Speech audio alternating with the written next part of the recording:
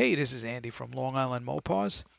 Figure we bust out the old photo album again and talk about 5 cool cars from my youth that I never owned.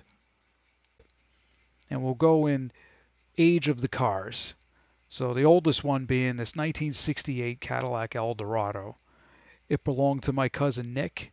He bought it sometime in the early 1980s for about 800 bucks. Straight as an arrow. I don't remember the mileage. Had a little bit of rust in the rear wheel wells. Other than that, the car was cherry. Had 472 cubic inch V8 in it, front wheel drive. Best memory I had of riding around in this thing was when we were cruising in a neighborhood in Deer Park, Long Island, and he pulls up at a stop sign. Somebody's out raking leaves. He cuts the wheels all the way to the right, and he goes, "You want to see that rake fly?" And he buries the pedal. This thing lit up the front wheels and made a 90-degree burnout around the corner. And true as he said, that rake went up in the air. This poor guy turned around, and we went down the block blowing the tires. I think he had Uniroyal Tiger Paws on it. And I just remember bits of rubber and smoke coming in the windows. But man, this thing was cool. And it unfortunately met its end. Too many front wheel drive burnouts broke the front axles. I guess it was the CV joints, and he wound up, I think, giving the car to a mechanic. It was more money at that time to fix it than the car was worth. Can you imagine that today? Oy. Okay, model year 1971. This is my buddy Tony's Dodge Challenger. Bought it in the late 80s. It had been a semi-custom. Previous owner put a two-tone paint job on it, did the interior in velour as opposed to vinyl. It was gray and black. It was really sharp. The paint at that point was faded, but it didn't have any rust, and it had a bad 318.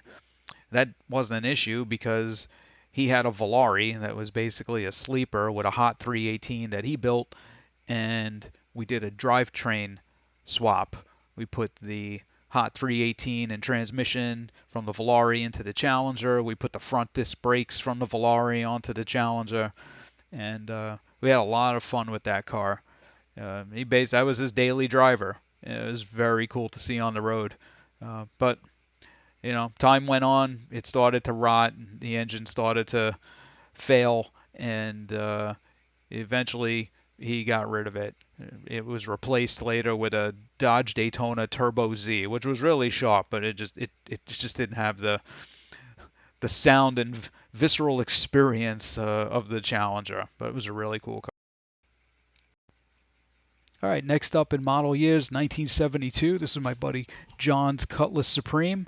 Had an Olds 350 in it. This picture was taken at Lizard Racing. Lizard used to be out in Farmingdale or Wyandanch, Long Island on Edison Avenue. I think they were known for building Chevy motors. But John did his research, had them build the Olds 350, and it was a good running car. For a week, he let me drive it to work, which is my best memory of it because when it was in the shop, I drove John to work, and his payback was that I'm going to drive you to work, only you're driving my car any way you want. And I didn't hammer on it, but it was fast car, 10-bolt rear, shift kit in it, Chevy rallies, really good springs. I mean, it just rode nice, and it hauled on the highway. We took it to Englishtown and ran it on the eighth mile track, and it really wasn't geared for short stints like that, but it was a real cruiser. All right, we're still in 1972. This is my godfather's Dodge Charger. This picture was probably taken in the early 80s, and he bought it new, white 318 two-barrel, beige interior, black canopy top. Loved this car. It was going to be mine. Uh, he wound up buying a place in Florida, and now you can see the picture of the Charger in the snow in front of my parents' house with its Florida license plate on it. And it was registered down there, and eventually he moved with my godmother, took it with him, and called up my mother one day and said, "I'm getting rid of the Charger. If Junior wants it, he can come get it. Here I am, I think 16 years old. I'm ready to go. My mother's like, no, that's okay. He'll get killed in that car. You do whatever you got to do with it.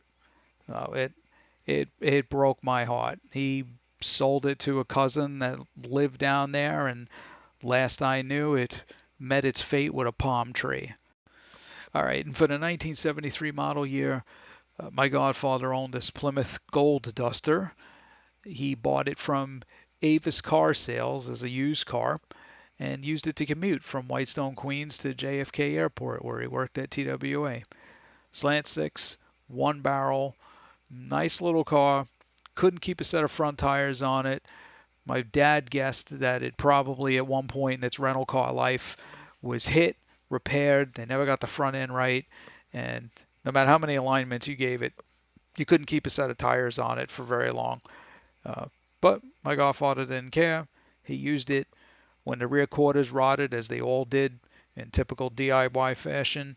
He used leftover aluminum siding to remake the rear quarters, and he did a pretty good job. Pop rivets, Bondo, spray bombed it gold, and the only difference was that when you looked at it from the side or from dead on from the rear, you're like, gee, those quarters seem a little bit longer than the typical quarter on a Duster, and it's just because he eyeballed it as best he could. But good little car.